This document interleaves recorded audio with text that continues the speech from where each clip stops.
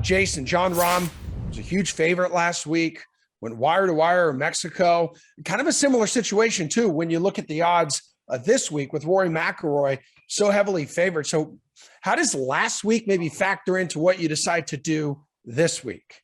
Yeah, so Emerson, for those people out there who are watching who don't necessarily bet on golf, I can tell you it's just this easy. The best player in the field has the shortest odds, but he goes out there and leads after every round and he wins. Then you collect your money on Sunday evening. It's super easy to bet on golf. Yeah, I mean, John Rahm, easiest call of the year, I guess, even though he's a super short number. But no, I don't necessarily see the same value in Rory McIlroy this week, even though he's coming off that 64 in the final round of the Masters. That was his last competitive round just about 3 or 4 weeks ago. And so he's played well in the DC area, maybe some vibes from his first career major championship title in 2011 at the US Open at Congressional. So that helps a little bit as well. But I don't see the same value in Rory this week that we saw in Rahm last week.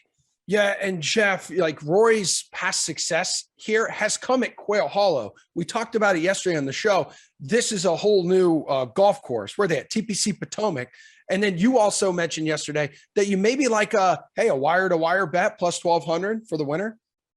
Well, I mean, I think if you're interested, like, again, it kind of comes down to which side you're on. I mean, I kind of agree with Jason. Like, we were kind of due for maybe a John Rahm blow win. It just happened to happen when he was at plus 350, which really, sucked because it's almost unbettable at that number. But, Rory is not really a player I necessarily think that is going to dominate to the same extent. He hasn't played in like 4 weeks. He really, outside of that one Masters runner-up finish, which he needed to chip in at the last hole to get, he hasn't been in as dominant form. So, yeah, if you're looking at Rory, like the wire-to-wire winner bet is something you could think about for sure. If you're looking for a repeat, it's plus 1,200. At least you're getting better odds than plus 850. But for this event, I also think that the course is going to have a little bit more to say too. It's a little bit of a quirkier course. It's tougher in a lot of ways. And I think that will just bring more people in and make it less likely that we're going to see a wire-to-wire kind of thing.